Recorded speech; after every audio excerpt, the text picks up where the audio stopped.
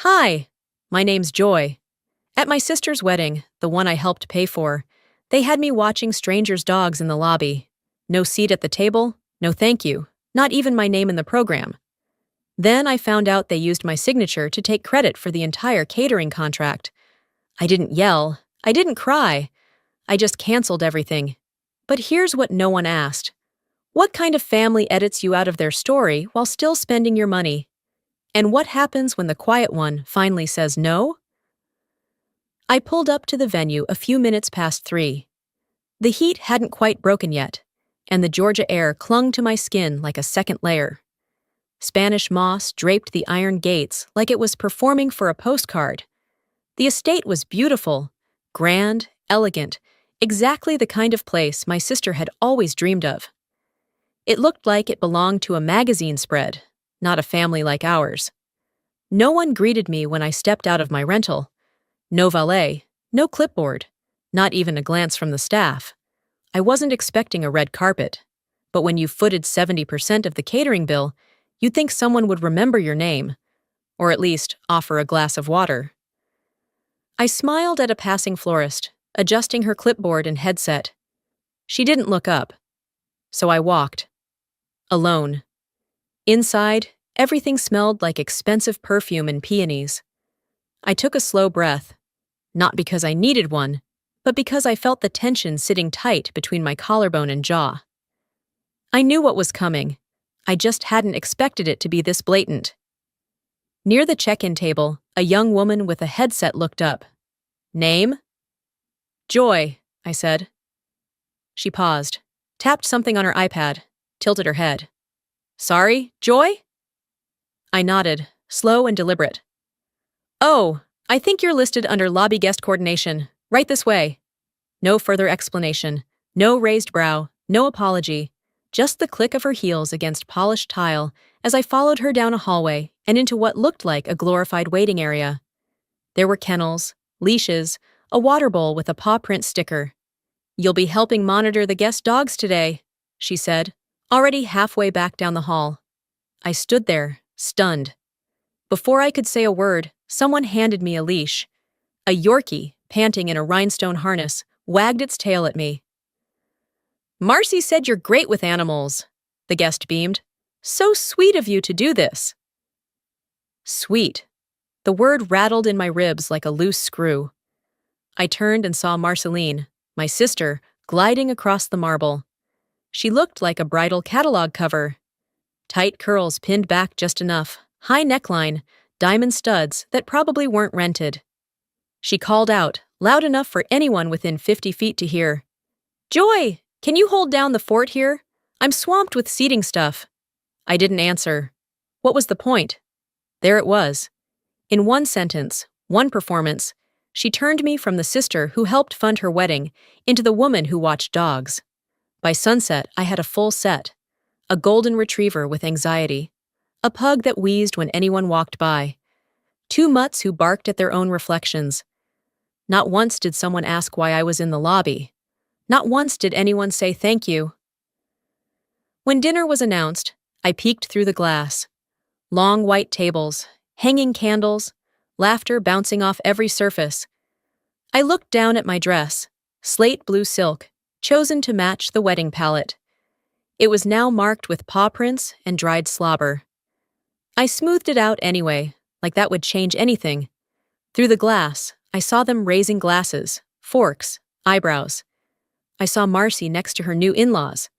I saw our mother dabbing her eyes. I paid for the wine. I paid for the flowers. I paid for the chairs they were sitting in, but I wasn't invited to sit down. A staff member brought me a boxed meal, cold chicken breast, and 2 limp asparagus stalks. The box said, vendor, dietary, none. I opened it slowly, hands steady, face blank. A man in a beige suit leaned over and whispered, You're doing a fantastic job. What company are you with? I forced a smile. Inside, something gave way. Not loudly, not all at once, but like ice cracking underfoot. Slow, steady, inevitable. They didn't forget me. They made a choice. And I was going to make one too. Instead, I stayed seated, and watched the chaos unfold without lifting a finger. A server scrambled to pick up silverware that had clattered across the tile. A glass rolled gently until it tapped against the leg of my chair. Somewhere behind me, someone muttered, "This place was supposed to be 5 stars?" And laughter followed, like a nervous aftershock. I didn't stand. I didn't speak. The voice that had sliced me clean out of the family's narrative now called my name like I was part of the staff.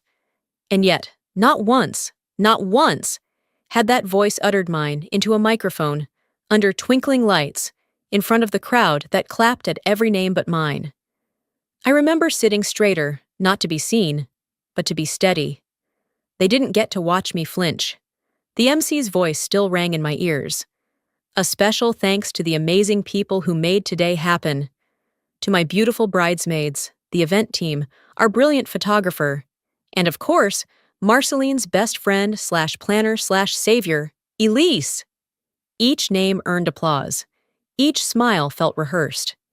And I sat there, the woman who'd wired over $17,000 2 months prior so that every chair, plate, and candlelit centerpiece could exist. When the thank yous ended, so did something inside me. They didn't skip me by accident. They skipped me because it was easier that way. I wasn't decoration. I wasn't a checkbook in heels. But to them, I wasn't worth the syllables. Later, someone from the catering staff handed me a second box. This one marked "Staff, no allergies." She looked confused, even embarrassed, and said, "Sorry, the kitchen had extras. They assumed you were with the crew. Want it?" I didn't correct her. I just nodded and took it. There was no place to sit near the ballroom that didn't feel like I was trespassing. So I walked to the far side of the venue, past the floral arch and fake smile photo shoots, until I found a stone bench half hidden behind a row of hedges. I peeled open the box. Dry bread, iceberg lettuce drowning in dressing, and a chicken breast that tasted like obligation. As I picked at it, I could hear the band starting up inside. Laughter carried on the breeze. I chewed slower, thought harder. The most expensive thing I ever bought was a place at the table. And they still told the story like I never showed up. A man, I couldn't have placed him, wandered near with a glass of wine and looked genuinely pleased to see me. "You're doing such a fantastic job," he said. "Are you with logistics or floral?" I held his gaze. "Something like that," he smiled warmly. "People like you keep weddings together. It's all the little things, you know. Unsung heroes." Unsung. I nodded, polite. He meant no harm, but every syllable stung like lemon juice on a cracked lip. Not just invisible, replaceable, rewritten. I thought of the Google Doc I'd helped build for Marcy's seating chart, the spreadsheets I cleaned up for her RSVP tracker, the late-night call when she asked me to reformat her welcome speech because your tone is more professional. And yet, here I was, eating behind hedges with a boxed salad and a nameless badge in everyone's mind. They were writing a story I wasn't in. Worse, they gave my lines to someone else. From across the lawn, I could hear my sister laughing. Real, full laughter, the kind she used when she knew eyes were on her. I didn't move. I didn't raise my voice or stomp or cry. I calculated. A woman once told me, if they won't give you a seat at the table, bring your own folding chair. But maybe you don't need the table at all. Maybe you just need to own what you brought. As the sky dimmed and the lanterns flickered on, I walked back toward the lobby. One of the dogs, a little scruffy terrier, licked my hand as I sat beside him again. It was oddly grounding. Uncomplicated affection. No angle, no script. A loud crash came from the dining area. Plates, probably. Someone shouted, "Get the coordinator!" Marcy's voice followed, sharp and ringing. "Joy, can you help?" I didn't answer. I stayed still. The terrier's head rested on my knee. I stroked his ears, slow and steady. I'd been erased in front of everyone. They thought I'd just fall in line again, like always. But I wasn't falling anymore. And mine, as of this moment, was no longer to stay silent. I stayed by the lobby for a little longer, long enough for the noise from the reception to fade into an indistinct hum, like traffic outside a closed window. Then, when the last song of the evening faded into polite applause, and forks clinked against empty dessert plates, I slipped out the side gate toward the guest rooms. No one noticed. That part didn't surprise me. Back in my suite, I kicked off my shoes and sat on the edge of the bed. My phone buzzed twice. I didn't rush to look. I knew exactly what it would be. Sure enough, first a text from Mom. "Don't cause a scene today. We all have roles to play." Then another, from a cousin I hadn't spoken to in months. "Hey, are you coming back in? Cake's about to be cut." I deleted both. My fingers hovered for a second on the home screen, then tapped into a photo album I hadn't opened in weeks. There it was, a picture of the lilac dress. I'd had it made when Marcy asked me to be her maid of honor. Back then, she'd insisted it had to be custom, had to match the palette she called modern French garden with a hint of southern warmth. She'd sent me samples, Pinterest boards, even exact heel heights. The boutique had been small, hidden on a side street near my apartment in Austin. The seamstress, an older woman with a strong accent, had smiled at me as I stood on a block in front of mirrors. I remember thinking how elegant I looked, how for once I might belong in the middle of a room instead of the sidelines. 3 weeks later, I got the call. "Hey, quick thing. My college roommate's flying in from Barcelona at the last minute. Total surprise. She's basically family." I thought, maybe she could stand with me? You'd still be part of everything, of course, just not in the photo lineup. You understand, right? I had said, of course. But it wasn't true. I didn't understand. I didn't agree. I didn't even believe her. But I said yes, because that's what was expected. Saying yes had always been easier than being accused of making things harder. The dress stayed at the boutique. I never picked it up. She never asked. Weeks passed, and the rehearsal dinner came and went without my name on the invite. Apparently, only bridal party and partners. The bridesmaids posted a boomerang on Instagram, clinking glasses and wearing silk robes with Team Marcy embroidered across their backs. Not once was I tagged. A few days before the wedding, I'd helped set up Zoom for our elderly aunt, who couldn't travel. Marcy handed me her iPad to test the camera and mic. While adjusting settings, I noticed a chat tab blinking. I didn't mean to click it. It just happened. The thread was titled Wedding Brain Trust. And there it was, scrolling back a few messages. "Let's not include Joy on this. She always gets emotional." "Yeah, she'll turn it into a thing, again." "We just want this weekend to be peaceful. Don't poke the bear." I sat there holding the iPad, hands oddly calm, eyes blinking slower than usual. I wasn't even angry in that moment, just hollow. That thread confirmed what I hadn't let myself name for years. I wasn't the complicated one. I wasn't a problem. I was simply inconvenient to their narrative. They didn't push me out once. They never made room. And once you realize you've been orbiting a family that never fully let you in, something shifts. You stop begging to land. You just drift, on purpose. I remembered being 19, missing Thanksgiving because of a paper deadline, and waiting all night for someone to call and ask if I was okay. No one did. When I brought it up later, Mom said, "We assumed you were busy. We didn't want to bother you." They always found a way to make the absence mine to carry. People like me. We build stories in our heads to survive the silence. We tell ourselves maybe they just forgot. Maybe they were tired. Maybe they didn't mean it. Because that's easier than admitting you were never really part of the plan.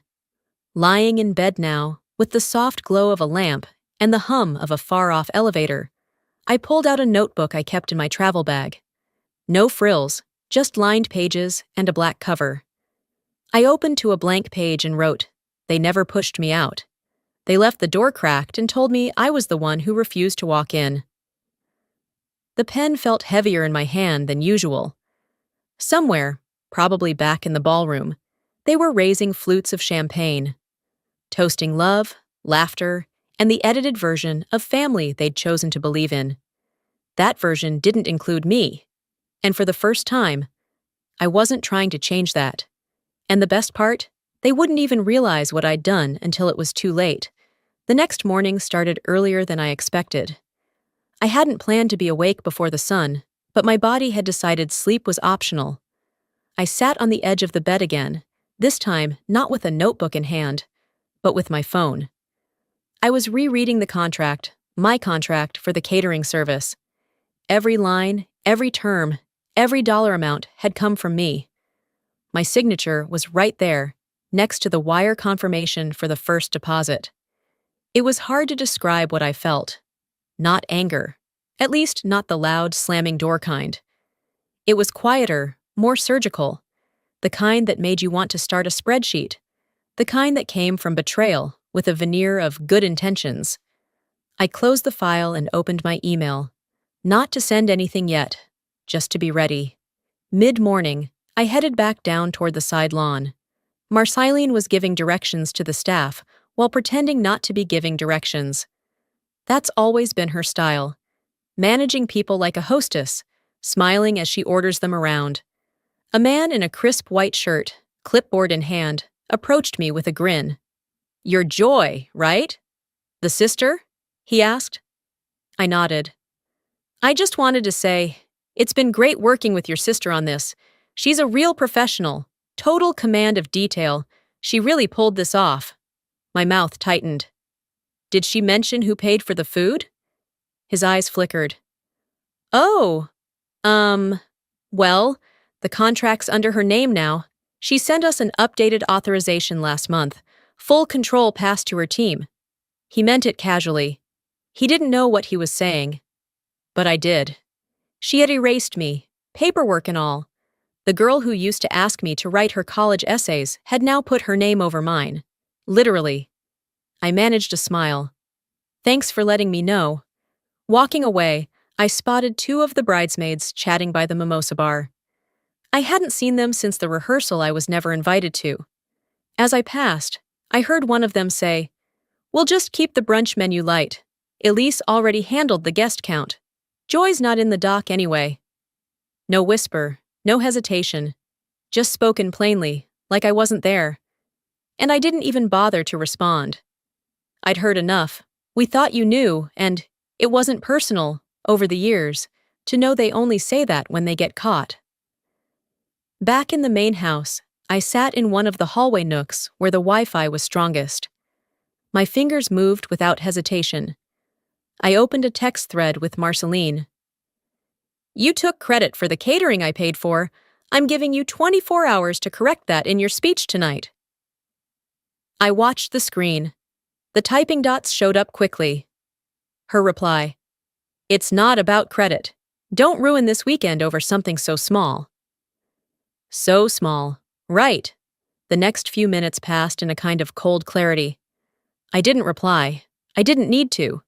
That text told me everything. She hadn't slipped. She hadn't forgotten. She made a choice. And now, so would I. I closed the thread, leaned back, and opened the contract file again, scrolling to the clause on non-disclosure, on breach of agreement, on primary authority. I highlighted 3 lines and copied them into a new draft. I knew exactly what I was going to do. And it wasn't about vengeance. It was about math. I had made a transaction. They had defaulted. As I was finishing, my phone vibrated again. Another message. This one from my mother. "Let's keep peace, okay? You're family. No need for drama." Drama. That word again. The favorite label of people who hurt you quietly and then ask you to bleed quietly too. I stared at the screen for a long moment, then placed the phone face down on the side table. I opened my laptop. The email to the catering company was still in draft. All that remained was to attach the proof, sign, and send. If they wouldn't give me my name, then they'd lose the benefit of it. And this time, I wasn't going to stay quiet while they dined on my generosity. The ballroom was already buzzing by the time I arrived. String lights flickered overhead, casting a glow that made everyone look a little more polished than they really were. Waiters weaved between tables like chess pieces, balancing trays of hors d'oeuvres. Marceline stood in the center of it all, laughing a little too loud at something someone said. her champagne flute perfectly tilted in one hand. I was told I'd get to speak before the toasts. Just 1 minute, her exact words. A little thank you from you would mean a lot, she'd texted earlier that morning. But as I hovered near the small stage, I felt the shift in energy. The MC grinned wide, lifted his mic, and announced, "Let's raise our glasses to love, laughter, and a lifetime of memories. That concludes our speeches. Please enjoy your meal." Applause, music, forks hitting china. No mention of me. Again. I didn't flinch. I didn't even blink. I simply stepped back into the crowd, unseen as usual, and let them sip on the wine I paid for. 15 minutes later, I found a quiet spot outside the venue's side garden and dialed the catering office. I needed confirmation. Something in my gut already knew, but I wanted to hear it out loud. The assistant on the other end, a young guy with a professional tone and poor timing, said cheerfully, "Hi, Joy. Let me just pull up the account here. Oh, looks like there was a name transfer. A Marceline Garrow submitted an amended authorization. It shows she's the main point of contact now. That was updated 2 weeks ago." My chest didn't tighten. My breath didn't stutter. I just nodded to myself. "Can you check the authorization signature?" I asked. Yeah. Looks digital. Matches the original file. Signed, Joy Garrow." They'd used my e-signature. I ended the call politely. Then I sat on a low stone wall in the garden, right beneath a patch of fairy lights, and looked down at my hands. She didn't just want credit. She wanted ownership. She didn't just forget me. She removed me. That kind of erasure isn't accidental. It's curated. 10 minutes later, I found her behind the tent, taking selfies with 2 of her bridesmaids. I waited for them to step away before I approached. She didn't even seem surprised to see me. "You look tired," she said, not kindly, just observational, like she was checking off a box. "You changed the billing," I said, "and you cut me from the program." Her eyes rolled. Actually rolled. "Joy, it's a wedding, not a court deposition. Don't start." "I'm not starting anything," I said evenly. "I'm finishing it." She let out a laugh, dry, mocking. "Come on, you're really gonna make a thing out of this?" "This isn't a thing," I said. "It's theft, and I have every record to prove it. I gave you the opportunity to make it right, quietly. You chose not to." She folded her arms. "It's not that deep. You're making it dramatic." I stepped closer, not aggressive, just close enough that she'd feel the difference between me and the version of me she thought still existed. "This isn't drama. This is documentation." Her lips parted slightly, but no words came out. For once, she looked unsure. Then one of her bridesmaids called her name, and like flipping a switch, she pasted on a smile and walked away, arm in arm with someone who thought she was lovely.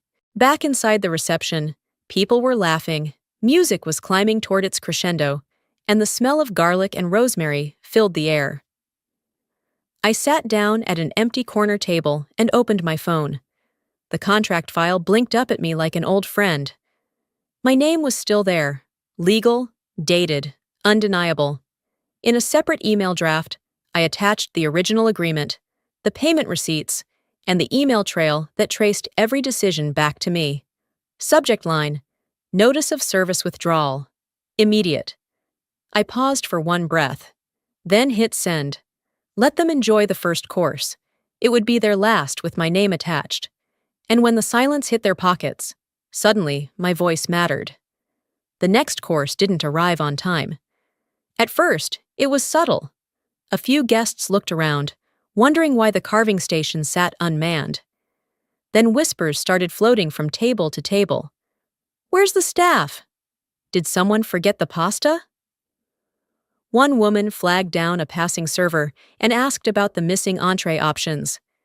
He smiled awkwardly, then disappeared into the kitchen. I kept my seat, eyes forward, lips pressed. Then came the moment I'd anticipated. Right on cue. Across the room, Marceline stood near the head table, adjusting her veil and laughing a little louder than necessary. But her smile faltered when she noticed the confused expressions rippling through the guests. A man, likely the father of the groom, turned to her with a raised brow. "What's going on with the food? The service just stopped." She blinked, then looked around. I saw it then, her realizing something was off. But she didn't connect the dots yet. Instead, she responded with a tone that carried farther than she thought. "Joy had one thing to manage. Honestly, I should have handled it myself." Heads turned.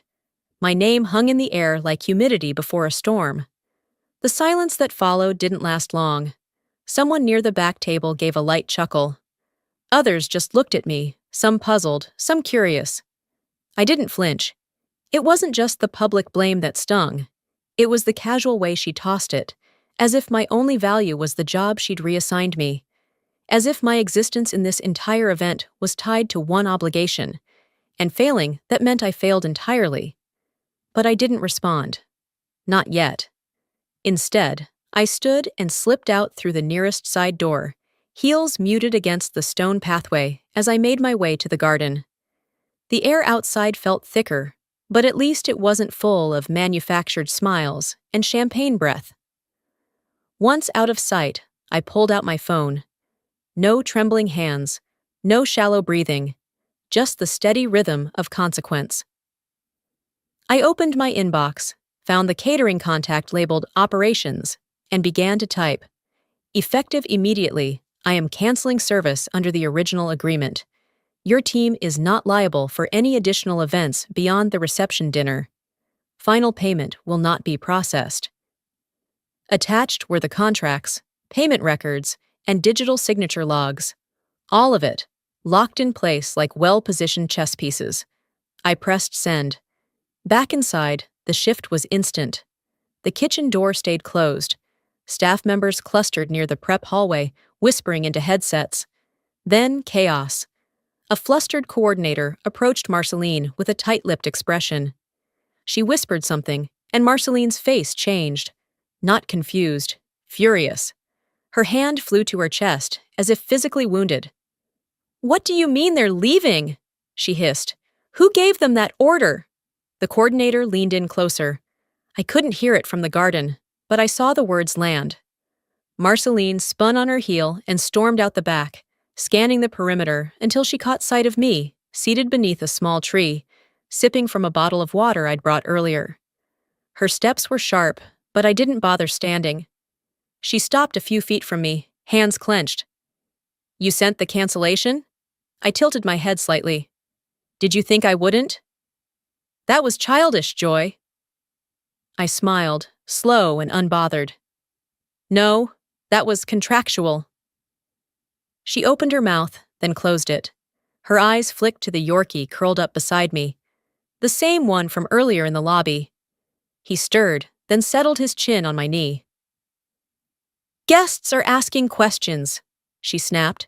"They'll get answers, just not from me." For the first time all weekend, I saw her falter.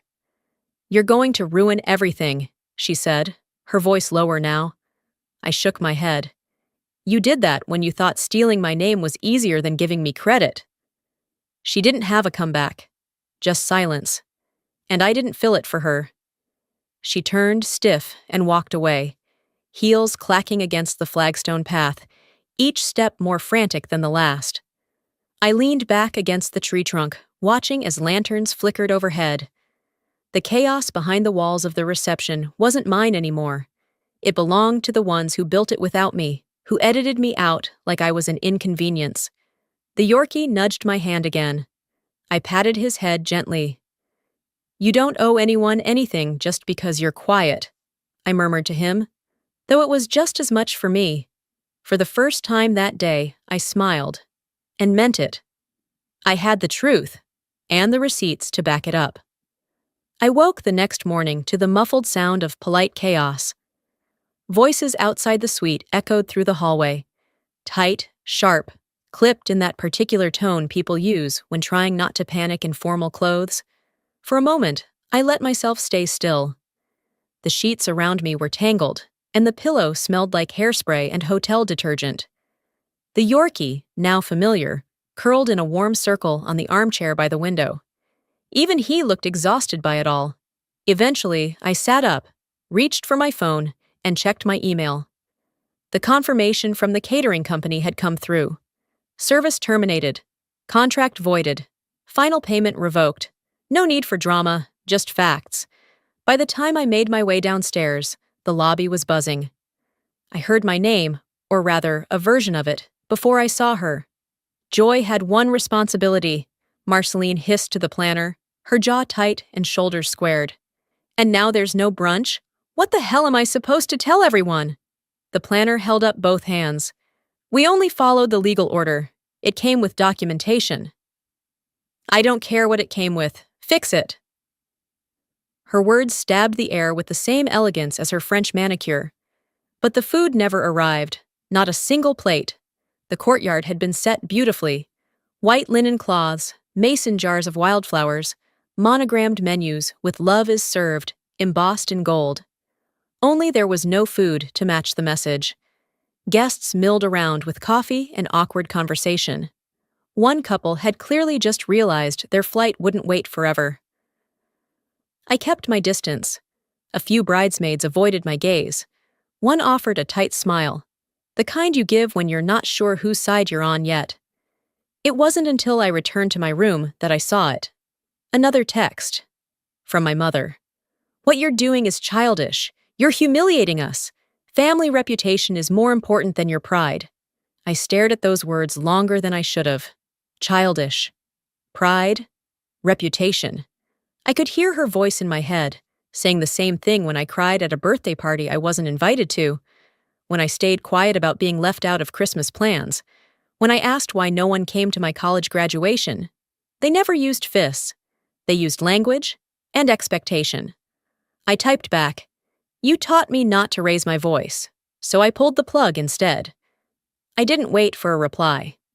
I packed my things slowly, deliberately, folded my dress, zipped my shoes into the bottom pouch of my luggage, slipped the hotel key card into the side pocket of my purse. Then, just before heading out, I stopped by the front desk. "Hi," I said. "Room 306, Joy Garrow, checking out." The concierge tapped a few keys, then frowned slightly. Sorry, ma'am. I'm not seeing your name under the wedding party. Are you with the vendor group?" I blinked. "Excuse me?" She smiled kindly, assuming this was a mix-up. "The bridal suite submitted a revised list this morning. Your name isn't listed, so I'm just trying to place where your charges fall." My stomach didn't drop. It calcified. They didn't just want to ignore me. They wanted me erased. "I'm not with the vendor group," I said calmly. "But thank you." Outside, I stood on the hotel steps, suitcase in hand, letting the sun hit my face for a beat longer than necessary. It was already warm, too warm for wool or pretending. I looked at my reflection in the glass doors. They took my seat. Then they took my name. And now, they'd tried to take my existence. But I was still standing, still breathing, still here. I pulled out my phone, not to scroll, not to complain, but to act. I opened a group contact folder I hadn't touched in years. College friends who now worked in law, nonprofit boards, event equity. I tapped 3 names, then 5, then 7. This wasn't about brunch anymore. This wasn't even about me. It was about how easily stories like mine got deleted in real time by people who smiled while they did it. If they can rewrite history, I whispered to my reflection, I can rewrite legacy.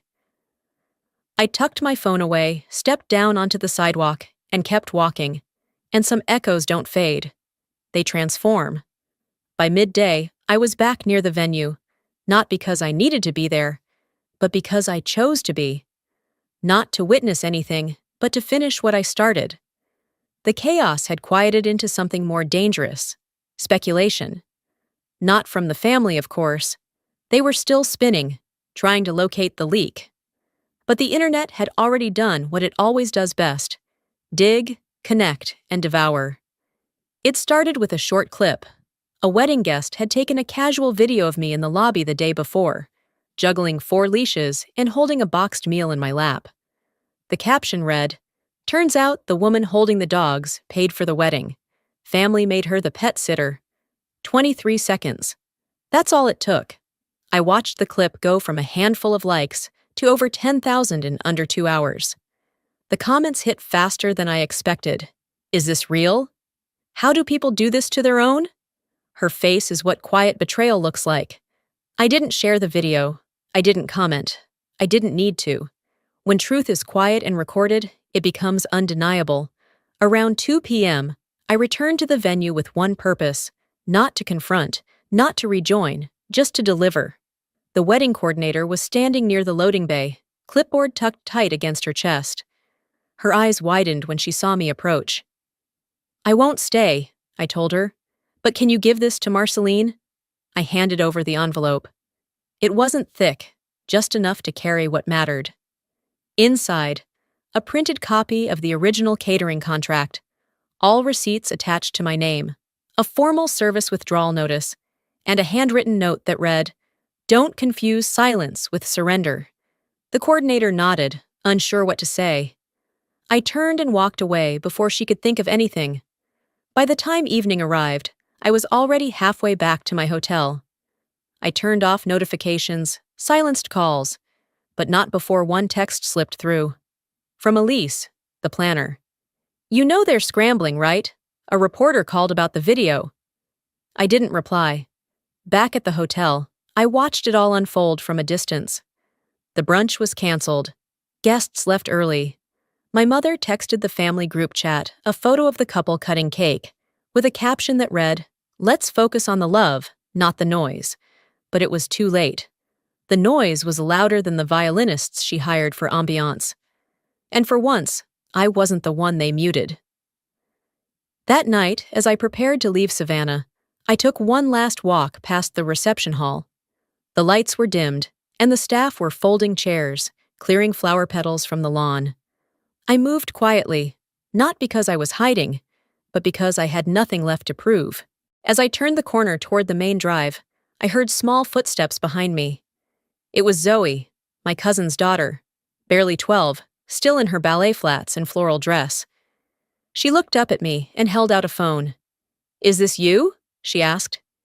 It was the video. Of course it was. I nodded. "I thought you were just helping," she said. I smiled softly. "I was." She stepped forward and hugged me. "You were brave." I hugged her back, breathing in the simplicity of her honesty. No filter, no agenda. Brave would have been walking away sooner, I told her, not bitterly, but truthfully. She handed me a bracelet, beads spelling out joy in bright plastic letters. "I made this before the wedding," she said, "but no one told me where to find you." I took it like it was gold. "Thank you, Zoe. You found me just fine." As Zoe ran back toward her mom, I slipped the bracelet into my pocket.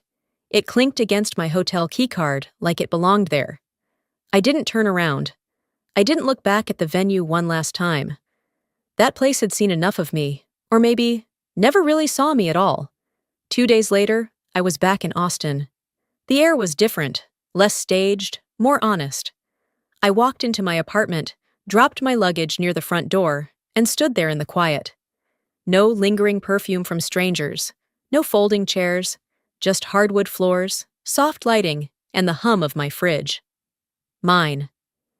That morning, while folding laundry, my phone rang. Dad's name lit up the screen. I stared at it longer than I meant to. Part of me expected the silence to just swallow the moment whole, but I answered. "Hey," he said, his voice careful, like he wasn't sure if he'd dialed the right version of me. I waited. "Your mom asked me to call." I almost smiled at how predictable that line was. "We didn't handle things the way we should have," he continued. "We should have done more." I stayed quiet. He added, "You were right, but you should have said something earlier." My voice came out steady. "I've said it for years. You just didn't listen." He didn't argue, didn't push back. There was a pause, and then he mumbled something about taking care of himself, said goodbye, and hung up.